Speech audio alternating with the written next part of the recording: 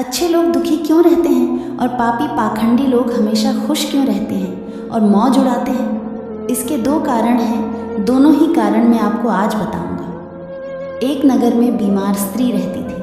उसकी 3 छोटी छोटी बेटियां थीं। जवानी में ही उसका पति गुजर गया। अगर आप ये कहानी सुन रहे हैं तो पूरा सुनिए। इस कथा को आधा अधूरा छोड़कर जाने की गलती मत करिएगा, क्योंकि इस पवित्र कथा को आधा अधूरा छोड़ने से आपको पाप भी लग सकता है। इसलिए इस कथा को पूरा सुनें। आप शिव भक्त हैं तो भोलेनाथ का अनादर ना करें। तीनों छोटी छोटी बच्चियों को पालने का भार बेचारी उस अबला पर टल गया। तीनों बच्चियों को लेकर वह विधवा जाए तो कहाँ जाए? कुछ काम धाम भी नहीं कर सकती थी। ऊपर से समाज के उलटी सीधी बातें उसे कुछ नहीं करने देती थी। बेचारी लाचार उस महिला को कोई भी सहारा नहीं था। वह अपने पति को याद करके उन बच्चियों को जैसे तैसे पाल रही थी। पति के गम में बीमार पड़ गई। उसे उन बच्चियों की चिंता थी, किस तरीके से इनका पालन पोषण होगा। उन्हीं बातों को सोच सोच कर एक दिन उसकी तबीयत और ज़्यादा बिगड़ गई और उनका अंतिम समय भी निकट आ गया। धर्मराज का एक दूत उस विधवा स्त्री के प्राण लेने धरती पर आया, लेकिन वहाँ का नज़ारा देखकर वह दुविधा में पड़ गया। उसने देखा महिला ज़मीन पर पड़ी हुई है और उसके आगे पीछे कोई भी नहीं। सिर्फ उसकी 3 बेटियां उसके ऊपर सिर रखकर पड़ेडी हुई हैं और रोए जा रही है। यह देखकर उसको दया आ गई और वहाँ बच्चियां अपनी माँ को रो रो कर जगा रही थी। फिर दूत ने सोचा कि इनका पिता तो पहले ही मर चुका है। अगर मैं इस स्त्री के प्राण लेकर गया तो ये बच्चियां किसके सहारे रहेंगी? कौन इनका पालन पोषण करेगा?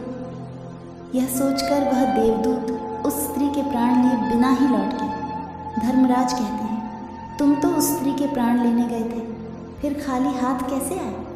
तब देवदूत कहता है, हे स्वामी, मेरी गलतियों को क्षमा करना। मैं चाहकर भी उस स्त्री के प्राण नहीं ला पाई। अगर मेरी जगह आप होते तो शायद आप भी खाली हाथ ही लौट कर आते। मैं उस महिला की बच्चियों का दुख नहीं देख पाई। वो रो रही थी, अपनी माँ को जगा रही थी। उन्हें वहाँ देखने वाला और भी कोई नहीं था।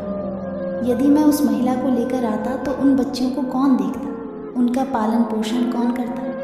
पृथ्वीलोक के मनुष्य तो इतने स्वार्थी हो गए हैं कि बिना ही मतलब की कोई किसी का सहारा अभी नहीं बनता। यदि कोई मदद करता भी है तो बदले में उम्मीद करता है, या फिर उसे अपने एहसान के नीचे जीवन भर दबाकर रखना चाहता है। देवदूत कहता है कि स्वामी, उस महिला को थोड़ा और समय दिया जाए ताकि वह अपनी बच्चियों को पाल पोस कर बड़ेढा कर सके। देवदूत की बात सुनकर धर्मराज उसे डांटते हुए कहते हैं, अरे लोग ईश्वर की बनाई गई सृष्टि में ना कोई एक क्षण घटा सकता है। अरे लोग ईश्वर की बनाई गई सृष्टि में ना कोई एक क्षण घटा सकता है। उसकी मर्जी के बिना ना उसे जीवन दे सकते हैं और ना समय से पहले मार सकते हैं। ईश्वर जो करता है सबके साथ अच्छा ही करता है। तुम कौन होते हो? विधाता के नियम को बदलने वाले। तुमने उस महिला को ना लाकर ईश्वर के नियमों का उल्लंघन किया है। तुमने बहुत बड़ा अपराध कर दिया है, इसीलिए इसका परिणाम तुम्हें भोगना ही पड़ेगा। जिस पृथ्वी के मनुष्य से तुम्हारी ममता है, उस पृथ्वी पर मनुष्य बनकर अपना पाप भोग। देवदूत कहता है कि हे स्वामी, धरती लोक से मेरा उद्धार कब होगा और कैसे होगा? धर्मराज कहता है, धरती पर जाकर तुम अपनी मूर्खता पर 3 बार खिलखिलाकर हंस लोगे, उस समय ही तुम्हारा उद्धार हो जाएगा। इतना कहकर धर्मराज ने उस देवदूत को धरती पर धकेल दिया और धरती पर मनुष्य शरीर में आ चुका था। उसके शरीर पर वस्त्र नहीं थे। धरती लोक का एक नियम भी है, जो मनुष्य जन्म लेता है उस समय वह निर्वस्त्र ही रहता है। देवदूत ने जन्म तो नहीं लिया और वह निर्वस्त्र ही एक सड्डा ढक के किनारे पड़ा रहा। ठंड से ठिठुर रहा था। वहाँ से एक मोची गुजर रहा था। वह मोची अपने बच्चों को ठंड से बचाने के लिए कप डीढ़ी लेने जा रहा था। रास्ते में ठंड से ठिठुरते एक निर्वस्त्र व्यक्ति को देखकर उस मोची को दया आ गई। उसने अपने बच्चों को तो कप डीढ़ी नहीं ली, लेकिन इस देवदूत को कप डीढ़ी और कंबल ज़रूर खरीद दिए और कपड़े लाकर उस देवदूत को दे दिए। कहने लगा, भाई, आपने मुझे कपड़े देकर मुझ पर बहुत बड़ा उपकार किया है, लेकिन कप डीढ़ी देकर आपने मुझे ठंड से तो बचा लिया, लेकिन मेरे पास ना कोई घर है और ना कोई परिवार है। और ना ही कोई भोजन का साधन। तब मोची बोला, है भाई, तुम मेरे घर चलो, मैं तुम्हारा सारा खर्चा उठा लूँगा। और वह मोची देवदूत को लेकर घर पहुँचा। उधर मोची की पत्नी ने देखा, उसका पति तो बच्चों के लिए कपड़े लाने गया था, कपड़े तो कुछ लाया नहीं, उल्टा एक आदमी को घर बुला लाया है। पत्नी अपने पति से झगड़ने लगी और उसे भला बुरा कहने लगी। यह देखकर वह देवदूत बहुत जोर जोर से हंस पड़ा। मोची ने पूछा, अरे भाई, तुम हंसते क्यों हो? ऐसा क्या देख लिया आपने? तब देवदूत ने कहा, भाई, मेरी हंसी का रहस्य मैं आपको नहीं बता सकता, समय आने पर मैं तुम्हें स्वयं ही बता दूंगा। देवदूत मोची के घर में रहने लगा और कुछ ही दिनों में उसने मोची का सारा काम सीख लिया। देवदूत के द्वारा बनाए गए जूते और चप्पल खूब बिक रहे थे। कुछ ही दिनों में मोची धनवान बन गया। दूर दूर तक उसके जूते फेमस हो गए थे। यहाँ तक कि राजा महाराजा भी उससे जूते बनवाने का आदेश देते थे। जब वह देवदूत उसके घर आया था, उसकी तो किस्मत ही चमक गई थी। धन की कोई भी कमी नहीं रही, सब कुछ अच्छा चलने लगा। एक दिन की बात है, राजा का एक सैनिक चमड़ा लेकर उस मोची के पास आया और बोला, देखो, हमारे महाराज इसी चांद के बने जूते पहनना चाहते हैं। ये चांद बड़ा कीमती है, तुम ठीक से एक जोड़ी जूते तैयार कर दो, और ये चांद खराब नहीं होना चाहिए। इस बात का विशेष ध्यान रखना कि इस चमड़े से सिर्फ जूते ही बनने चाहिए, भूल से भी इसकी चप्पल मत बना देना। राजा का सैनिक चमड़ा देकर चला गया। उधर मोची ने भी देवदूत को समझाया कि देखो, राजा वाली बात है, इसमें कोई गलती मत करना। चमड़ा भी बहुत कम है, इसलिए चमड़ा खराब नहीं होना चाहिए। जूते की वह कहकर गया है तो जूते ही बनवाना। गलती से यदि चप्पल बना दी तो जटिल से भी जटिल सजा देगा। मोची के इतना समझाने के बाद भी देवदूत ने चमड़े की चप्पल ही बनाई। चप्पल देखकर मोची की सांसें फूल गईं। वह देवदूत को डांटने लगा, यहाँ तक कि डंडा लेकर उसे मारने के लिए दौड़ा और कहने लगा, अब ये मूर्ख, तुझे बार बार समझाया था कि जूते ही बनाना, लेकिन तूने चप्पल बना दी। अब राजा हमें छोड़ेगा नहीं, तू भी मरेगा और साथ में मैं भी मारा जाऊंगा, और वह मेरे पूरे घर वाले को फांसी लगवा देगा। मोची को अत्यंत दुखी देखकर देवदूत एकदम से खिलखिलाकर हंसने लगे। मोची बोला, अबे मूर्ख आदमी, काम बिगाड़ कर अब हंस रहा है।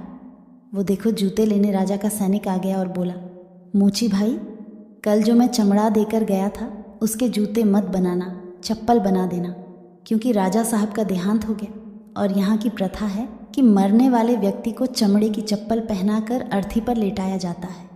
दूसरे दिन एक बुढ़िया के साथ 3 लड़कियाँ मोची की दुकान पर आई थीं। उनकी शादी होने वाली थी और वे तीनों अपने लिए जूतों की नाप देने आई थीं। देवदूत ने तीनों लड़कियों को पहचान लिया कि ये 3 वही लड़कियां हैं, वही जिनकी माँ को ना ले जाने के कारण आज मैं अपने किए की सज़ा भोग रहा हूँ। और ये लड़कियां काफ़ी बड़ी हो गई हैं, लगता है अच्छे घर में पली बड़ी मालूम पड़ी डेज रही है। बुढ़िया कहती है, हाँ बेटा, बचपन में इनकी माँ चल बसी, इसलिए इनको मैंने अपने पास रख लिया। मेरे पास करोड़ों की दौलत है और दुर्भाग्य से मेरा कोई नहीं है। इनको मैंने अपने पास ही रख लिया। मैंने इनको पढ़ाया लिखाया और अब इनको बहुत ही अच्छे ख़ानदान में इनका विवाह करने जा रही है। लड़कियों का भाग्य देखकर देवदूत सोचता है, परमात्मा जो करता है अच्छा ही करता है। अगर इस समय उनकी माँ नहीं मरती तो आज ये भूखमरी और दरिद्रता में नहीं पड़ी रहती। इनकी माँ के मरने के बाद आज तीनों लड़कियाँ बहुत बड़े घराने की बहू बनने जा रही हैं और इस बुढ़िया की करोड़ों की संपत्ति की मालकिन भी बन चुकी है। ये सब देखकर देवदूत अपनी पहले की मूर्खता को सोच सोच कर जोर जोर से हंसने लगा। मोची ने पूछा, आप क्यों हंस रहे हो? अपनी हंसी का कारण बताओ। देवदूत मोची से कहता है, मैं एक देवदूत हूँ और अभी जो ये तीनों लड़कियाँ जूते की नाप देकर गई है, इनकी माता को मैं लेने आया था, लेकिन उस समय ये तीनों छोटी छोटी थी और इन पर तरस खाकर मैं इनकी माँ को नहीं ले गया और इनके पिता का पहले से ही निधन हो चुका था। इस कारण मुझे धर्मराज ने श्राप देकर धरती पर भेज दिया। मैं बिना कपड़े के एक सड़क के किनारे पड़ा था, तब तुम मुझे अपने घर ले आए। उस समय तुम्हारी पत्नी तुमसे खूब लड़ी थी, क्योंकि तुमने अपने बच्चों के कपड़े के पैसे से मेरे लिए कंबल और कपड़े खरीद लिए थे। तब मैं पहली बार तुम्हारी पत्नी की मूर्खता को देखकर खूब हंसा था, क्योंकि तुम्हारी पत्नी उस लाभ को नहीं देख पा रही थी जो मेरे आने से तुम्हारे घर में होने वाला था। पर दूसरी बार जब हंसी आई, जब तुम राजा के जूते नहीं बना सके और तुम डंडा लेकर मेरे पीछे भागे, तीनों से समय राजा के बारे में बता रहे थे, लेकिन तुमको यह मालूम नहीं था कि राजा के साथ क्या घटना घटने वाली है, जिसके कारण राजा को जूतों से अधिक पत्तों की आवश्यकता पड़ गई। कई बार ऐसा होता है, हम चीज़ों को देखकर या सोचकर दुख बनाते हैं जो हम उसे देख नहीं पाते, और वह जो होने वाला होता है, कई बार परमात्मा हमारी अच्छाई या भलाई के लिए हमारे साथ बुरा करते हैं, पर हम उसे देखकर भगवान को कोसते हैं। हम उस अच्छे के लिए नहीं देख पाते जो हमारे साथ भविष्य में होने वाला है। कई बार हमारे साथ वर्तमान में अच्छा होता है तो हम बहुत खुश होते हैं, लेकिन हम यह नहीं देख पाते कि भविष्य में क्या होने वाला है। हमारे साथ दो तरह की घटना होती है, अच्छी और बुरी, लेकिन हमें हमेशा यह सोचना चाहिए, भगवान जो करेगा अच्छा ही करेगा। ये सोचकर आगे बढ़ना चाहिए। अच्छे लोग दुखी इसलिए रहते हैं क्योंकि अच्छे लोगों के साथ बाद में अच्छा हो सके, और दूसरा कारण यह है कि अच्छे लोग हमेशा ईश्वर के साथ जुड़े रहते हैं, और इनको ईश्वर से जुड़ा रहना भी ज़रूरी है कि उन पर दुख आते रहना चाहिए। अंत में देवदूत मोची को सब कुछ समझाकर वापस धर्मराज के पास चला गया। इस वीडियो को बोलते समय कोई त्रुटि हो तो मैं क्षमा चाहती हूँ। उम्मीद है कि आप सभी को यह वीडियो अच्छी लगी होगी। अगर आप शिव के सच्चे भक्त हैं तो चैनल को सब्सक्राइब और वीडियो को लाइक करके कमेंट में हर हर महादेव लिख दीजिए। धन्यवाद।